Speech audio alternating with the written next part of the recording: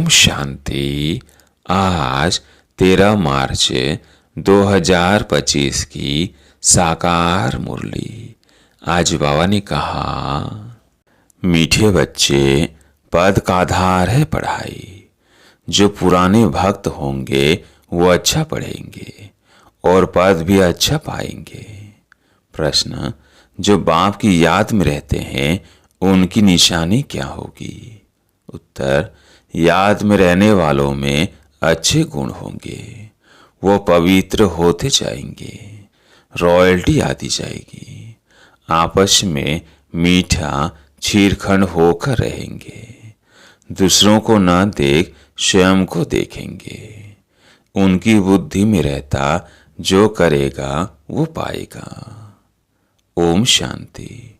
बच्चों को समझाया गया है कि भारत का जो आदि सनातन देवी देवता धर्म है उसका शास्त्र है गीता। यह गीता किसने गाई यह कोई नहीं जानते। यह ज्ञान की बातें हैं। बाकी यह होली आदि कोई अपना त्योहार है नहीं।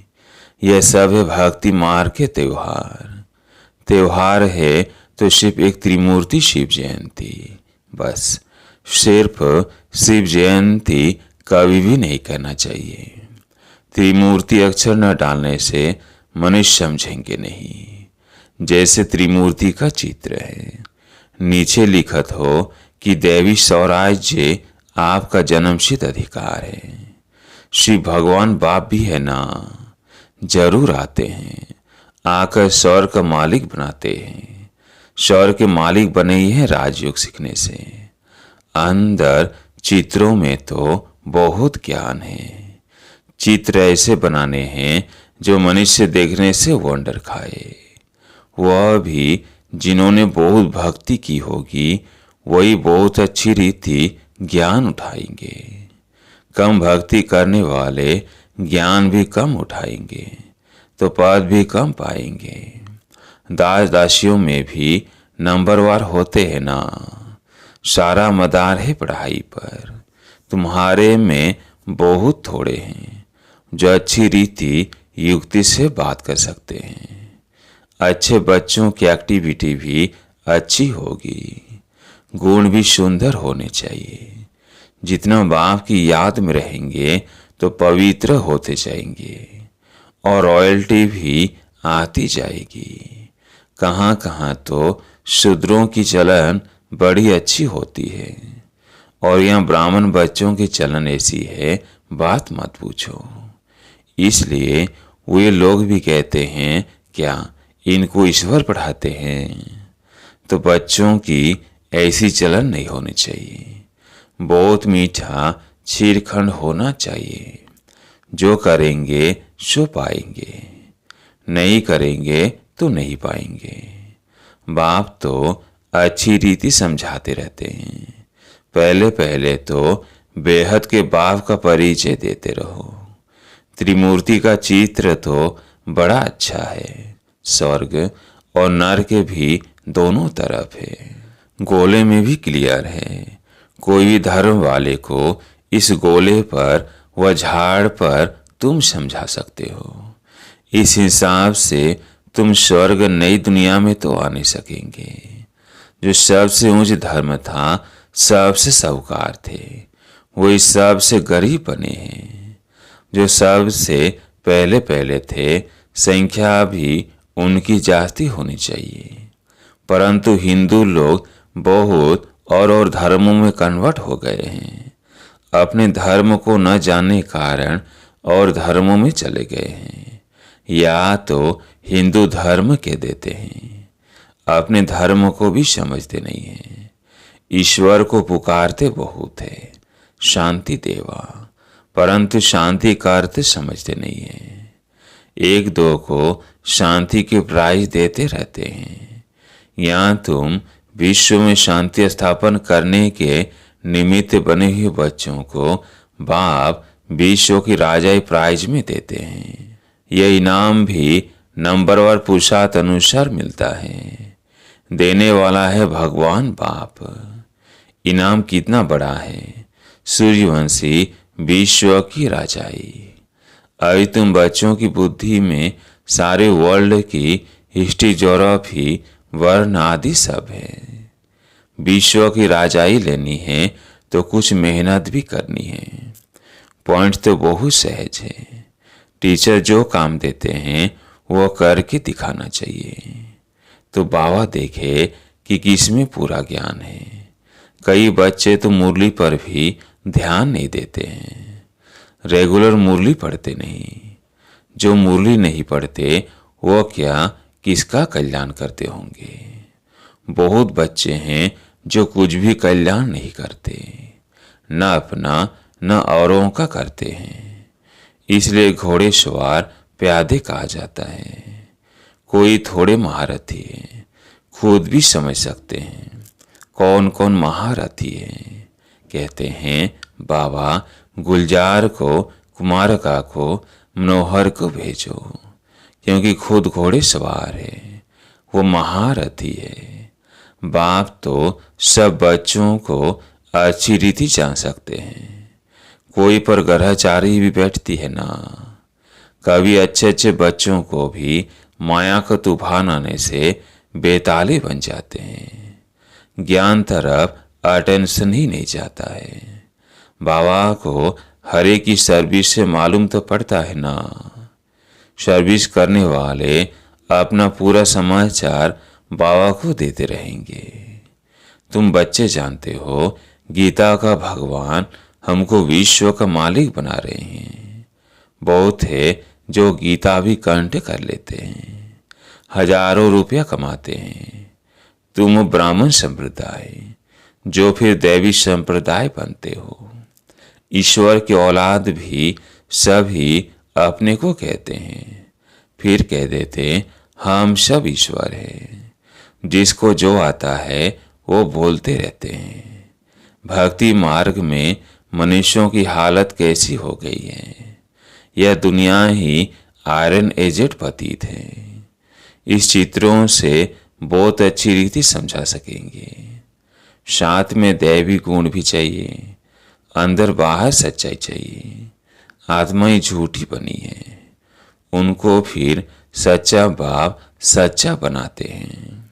बाप ही आकर स्वर्ग का मालिक बनाते हैं, दैवी गुण धारण कराते हैं। तुम बच्चे जानते हो हम ऐसे यानी लक्ष्मी नारायण जैसे गुणवान बन रहे हैं। अपनी जांच करते रहो, हमारे में कोई आसुरी गुण तो नहीं है।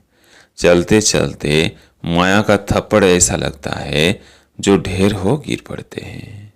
तुम्हारे लिए यह ज्ञान और विज्ञान ही होली धुरियां हैं।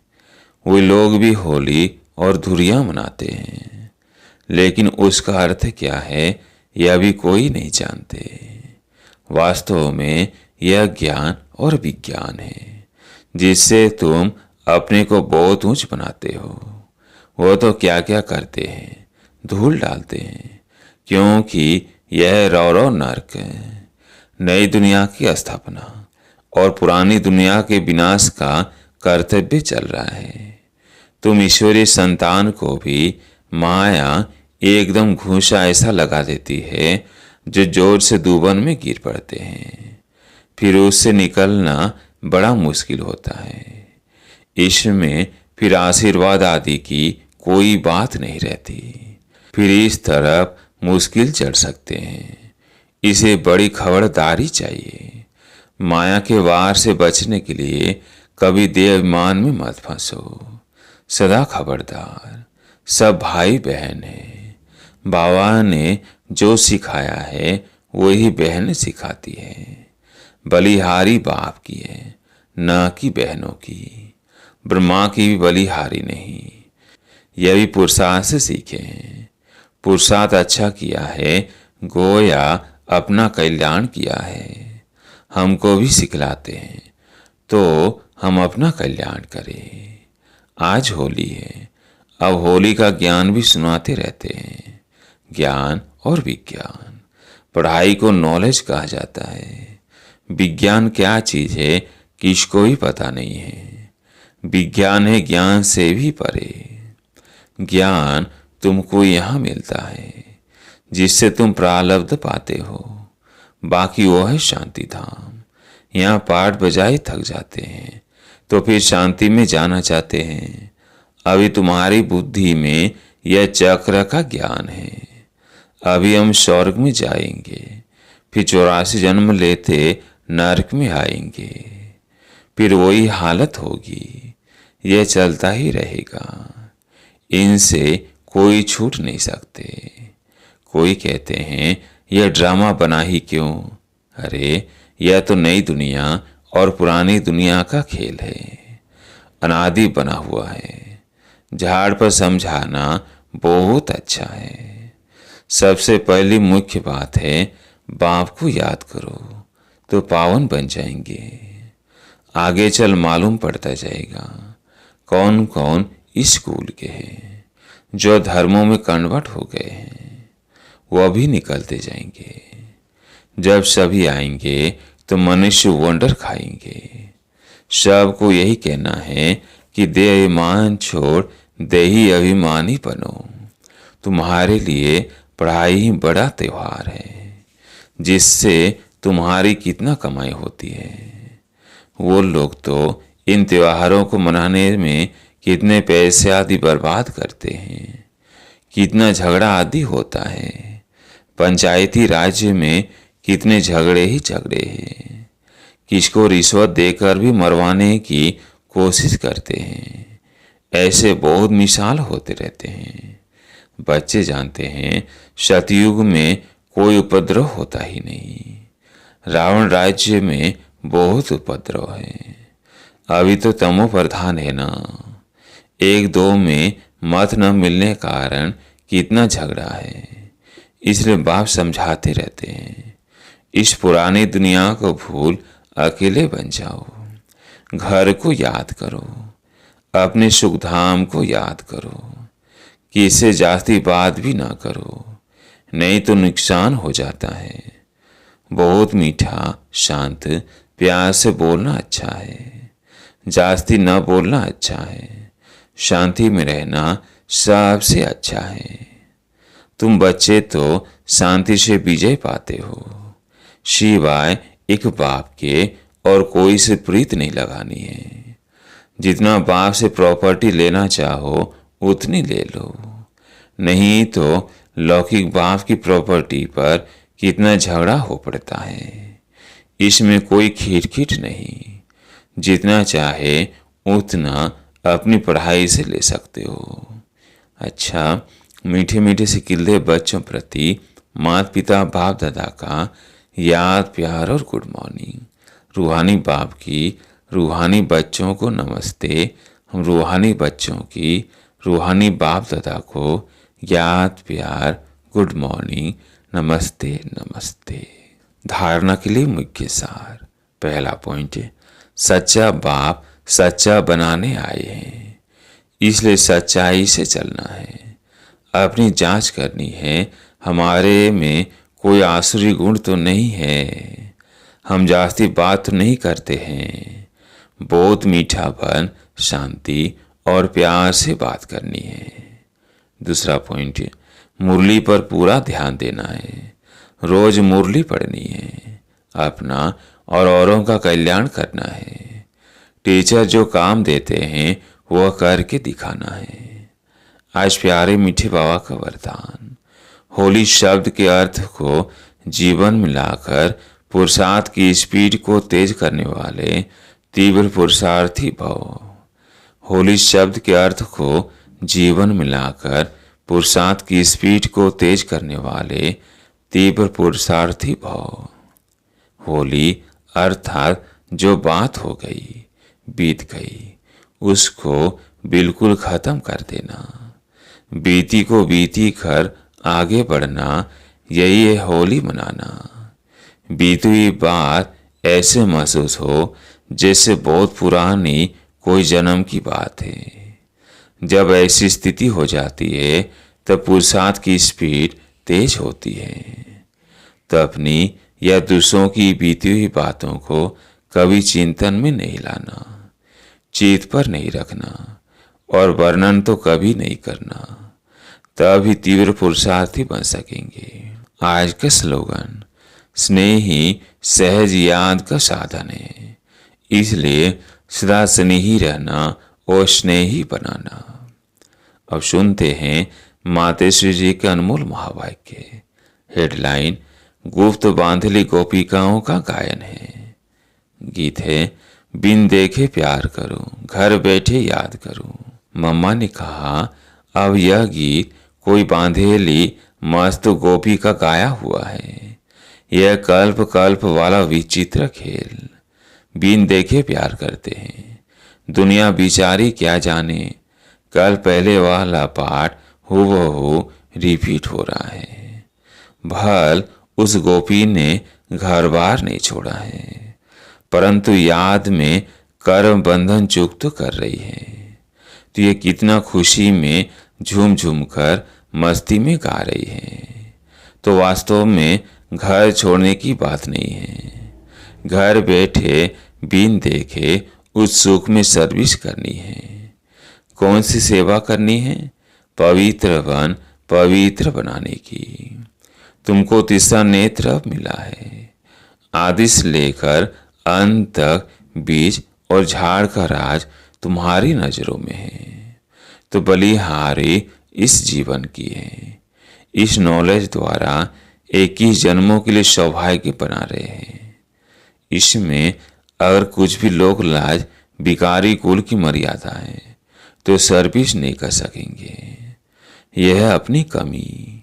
बहुतों को विचार आता है कि ब्रह्मा कुमारियां घर फिटाने आई है, परंतु इसमें घर फिटाने की कोई बात ही नहीं है।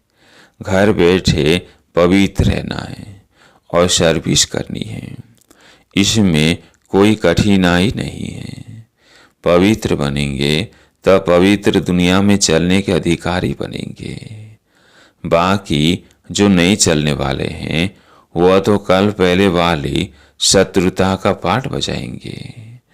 इसमें कोई का दोष नहीं है। जैसे हम परमात्मा के कार्य को जानते हैं, वैसे ड्रामा के अंदर हरे के पाठ को जान चुके हैं, जिसमें घृणा नहीं आ सकती। ऐसी तीव्र पुरुषार्थी गोपियां रेस कर विजय माला में भी आ सकती हैं। अच्छा, ओम शांति। आज का व्यक्ति सारा सत्यता और सभ्यता रूपी कल्चर को अपनाओ। जो भी ज्ञान की गुह्य बातें हैं उसको स्पष्ट करने की विधि आपके पास बहुत अच्छी है और स्पष्टीकरण है। एक एक पॉइंट से को लॉजिकल स्पष्ट कर सकते हो। अपनी ऑथोरिटी वाले हो। कोई मनोमय व कल्पना की बातें तो है नहीं, यथार्थ है, अनुभव है। अनुभव की ऑथोरिटी, नॉलेज की ऑथोरिटी, सत्यता की ऑथोरिटी, कितनी ऑथोरिटीज हैं।